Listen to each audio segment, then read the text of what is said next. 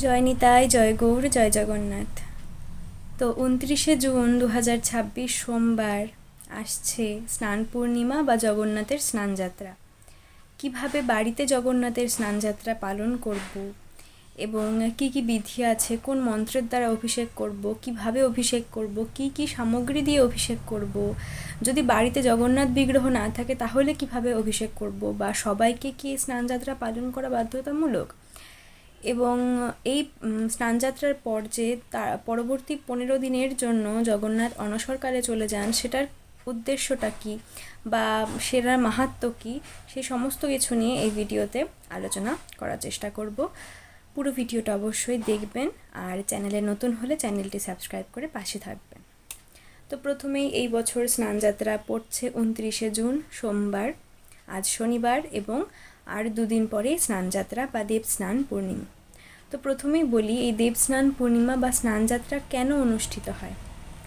রাজা ইন্দ্রদম্ন যখন বিশ্বকর্মাকে দিয়ে জগন্নাথের বিগ্রহ তৈরি করালেন এবং বিদ্যাপতি নীলমাধব অর্থাৎ যে শ্রীকৃষ্ণের যে ব্রহ্মতত্ত্ব, সেই তত্ত্বকে নিয়ে এলেন, তখন এই জ্যৈষ্ঠ মাসের পূর্ণিমার দিনই সেই ব্রহ্মতত্ত্বকে জগন্নাথ দেবের বিগ্রহর ভেতরে স্থাপন করা হয়েছিল, এবং ব্রহ্মা এই দিনই যজ্ঞ করে শ্রীমন্দিরে, পুরীধামে জগন্নাথ মন্দিরে জগন্নাথ, বলরাম, সুভদ্রাকে প্রাণ প্রতিষ্ঠা করেছিলেন, এবং এই দিন থেকে ওনাদের সেবার সূচনা হয়েছিল। তাই এই দিনটাকে কিন্তু জগন্নাথের জন্মতিথি হিসেবেও ধরা হয়।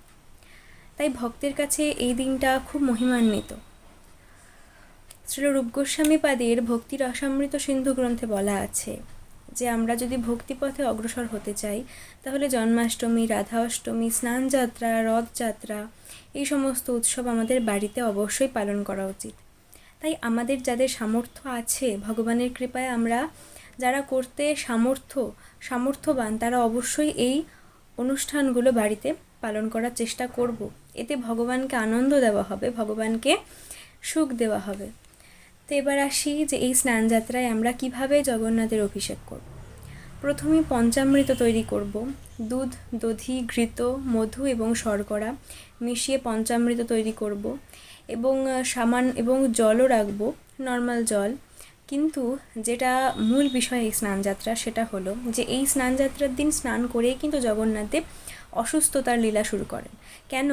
কারণ শ্রীমন্দিরের ভেতর এক কুয়ো আছে, যে কুয়োতে প্রচণ্ড ঠান্ডা জল আছে, একদম বরফের মতন। তো সেই জল দিয়ে কিন্তু এই দিনটিতে জগন্নাথ স্নান করেন, এবং 108 কলস, স্বর্ণ কলসের 108 কলস জল দিয়ে জগন্নাথকে স্নান করানো হয়। স্বাভাবিকভাবেই ঠান্ডা জল দিয়ে স্নান করলে আমাদেরও ঠান্ডা লেগে যায়, তাই উনিও জ্বরে অসুস্থ হয়ে যান। তো আমরা কি এই নিয়মটা করতে পারি? দেখুন, আমাদের জগন্নাথ, আমাদের নীলমণিকে যেটা আমরা করি স্নানযাত্রায়, সেটা হলো আমাদের ছোট্ট এরকম একটা পিতলের কলস আছে। তো সেই কলস দিয়ে আমরা কি করি, ফ্রিজে জল রেখে দিই, কারণ আমরা তো আর স্বাভাবিকভাবে ঠান্ডা জল পাবো না। তো আমরা ফ্রিজে জল রেখে দিই, বরফ হয়ে যায় সেই জলটা। তো সেই জল দিয়ে জগন্নাথকে স্নান করানো হয়, সেই জলটা ঠান্ডা থাকে। তো সেই কলসের 108 কলস দিয়ে জগন্নাথের স্নান হয়ে যায়। এবার আপনারা কিভাবে করবেন? আমি যেটা বললাম, যদি সেই রকম আপনারা করতে পারেন তাহলে তো করবেন, কিন্তু যদি ঠান্ডা জলের ব্যবস্থা না থাকে বা কলসের ব্যবস্থা না থাকে তাহলে কোনো অসুবিধে নেই, নর্মাল টেম্পারেচারের জল দিয়েও আপনারা জগন্নাথকে স্নান করাতে পারেন। দরকার নেই যে ঠান্ডা জলই লাগবে বা 108 কলসের জলই লাগবে। কিন্তু পঞ্চামৃত অভিষেক হবে। আপনারা যদি পারেন নানাবিধ ফলের রস দিয়ে অভিষেক করাতে পারেন, মিষ্টি জাতীয় ফলের রস দিয়ে, এবং ডাবের জল দিয়ে স্নান করাতে পারেন, সহস্রধারার জল দিয়ে স্নান করাতে পারেন। তারপর পুষ্প দিয়ে অভিষেক করতে পারেন, ফুলের পাপড়ি দিয়ে জগন্নাথের অভিষেক করাতে পারেন। এইভাবে আপনারা ভগবানের অভিষেক করাতে পারেন। এবার কি মন্ত্র বলবো যখন স্নান করাবো? যদি আপনারা যদি দীক্ষিত হয়ে থাকেন তবে গুরুমন্ত্র জপ করবেন, গুরুমন্ত্র মনে মনে স্মরণ করতে করতে জগন্নাথের অভিষেক করাবেন। যদি গুরু দীক্ষা না হয়ে থাকে বা যদি সেটা না হয়, তাহলে জগন্নাথ প্রণাম মন্ত্র, সেটা হলো নীলাচল নিবাসায় নিত্যায় পরমাত্মনে বলভদ্র সুভদ্রাভ্যাম জগন্নাথায় তে নমঃ। এই মন্ত্রটি পাঠ করতে করতে আপনারা স্নান অভিষেক করাতে পারেন। আর যদি সেটাও সম্ভব না হয় তাহলে হরে কৃষ্ণ মহামন্ত্র, মহাপ্রভুর দেওয়া এই মহামন্ত্র হরে কৃষ্ণ কৃষ্ণ কৃষ্ণ হরে হরে, হরে রাম রাম রাম হরে হরে, এটা উচ্চারণ করতে করতেও আপনারা জগন্নাথ দেবের স্নান করাতে পারেন। এবার হলো যে জগন্নাথের স্নানের সময় মানে যাদের কাছে জগন্নাথ দেবের বিগ্রহ নেই, দারুব্রহ্ম বিগ্রহ জগন্নাথ, বলভদ্র, সুভদ্রা দেবীর বিগ্রহ নেই, তারা কীভাবে এই স্নানযাত্রা পালন করব? যদি আপনাদের কাছে বিগ্রহ না থাকে তাহলে চিত্রপট যদি থেকে থাকে এবং চিত্রপটকে যদি আবার এমন সমস্যা হয়ে থাকে যে চিত্রপটকে সরাসরি স্নান করাতে পারবো না, কারণ অনেক সময় কি হয় সেই ফ্রেমগুলোর ধার দিয়ে জল চলে গেলে নষ্ট হয়ে যেতে পারে, আপনারা একটা পাত্রে সেই চিত্রপটটা বসিয়ে নেবেন এবং তার সামনে একটা স্নান পাত্র রাখবেন, এমন মানসিক ভাব করে যে আমি জগন্নাথ, বলভদ্র দেব এবং সুভদ্রা দেবীকে স্নান করাচ্ছি, এই ভাব নিয়ে সেই স্নান পাত্রে জল ঢালবেন এবং পুষ্প ওনার ওপর ডাইরেক্ট আপনারা দিতে পারেন, সেভাবে স্নান করা। আর যদি চিত্রপটও না থাকে তাহলে যেই জগন্নাথ সেই কৃষ্ণ সেই আমাদের মহাপ্রভু, তাই গোপাল কিংবা যুগল কিংবা যদি পঞ্চতত্ত্ব চিত্রপটও থাকে আপনারা সেখানেও অভিষেক করিয়ে এই স্নানযাত্রা পালন করতে পারেন, কোনো অসুবিধে নেই। আর এবার আসি সেই দিন আমরা কি ভোগ লাগাবো। তো দেখুন, বিশেষ দিন, তাই বিশেষ ভোগ অবশ্যই হওয়া উচিত। যারা অন্নভোগ লাগান তারা তো পুষ্পান্ন, মিষ্টান্ন, পোলয় অন্ন নানা কিছু তৈরি করে দিতে পারেন জগন্নাথকে ভগবানের সেবার উদ্দেশ্যে, এবং যারা অন্নভোগ লাগান না, পাকা ভোগ লাগান, তারা চাইলে ওই দিন সিন্নি বানিয়ে দিতে পারেন, যেহেতু সেদিন পূর্ণিমা আছে। খই সিন্নি, এরপর নানা প্রকারের মিষ্টি, দই, মাখন, ক্ষীর, এগুলো আপনারা ভোগ লাগাতে পারেন। ফলের রস, এগুলো আপনারা ভোগ লাগাতে পারেন।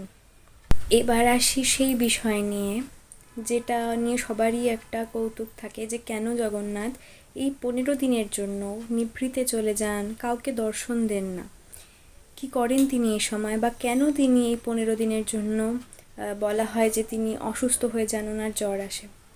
তো সবার প্রথমে আমাদের জানতে হবে যে তিনি ভগবান, তিনি পরমেশ্বর, পরমাত্মা, তিনি অজর, অমর, নিত্য, শাশ্বত, চিন্ময়, সচ্চিদানন্দময়। তাই তিনি কখনো আমাদের মতন তার জড়দেহ না যে তিনি অসুস্থ হয়ে পড়বেন। তাহলে কেন তিনি লীলা করেন? ভক্ত মাধব দাস বা মাধব দাসের যে অসুস্থ হয়েছিলেন, সেই লীলা আমরা সবাই জানি, এবং জগন্নাথ মাধব দাসকে সেবা করছিলেন সেই কদিন মাধব দাসের অসুস্থতার সময়। তাই মাধব দাসের খুব কষ্ট হয় এবং তিনি বলেন, তুমি আমায় ঠিক করে দাও, সুস্থ করে দাও। কিন্তু জগন্নাথ বলেন, কর্মফল কাউকে না কাউকে ভোগ করতেই হবে। তাই মাধব দাসকে সুস্থ করে তার বাকি 15 দিনের অসুস্থতা তিনি নিজের ওপর নিয়ে নেন। পরবর্তীকালে মাধব দাস যখন এটা জানতে পারেন তিনি খুব কষ্ট পান, তিনি কান্নাকাটি করেন, প্রভুকে বলেন যে আমি জানতে পারিনি যে আমার অসুস্থতা তুমি নিজের ওপর নিয়ে নেবে, তাই তুমি আমায় এটা আবার ফিরিয়ে দাও।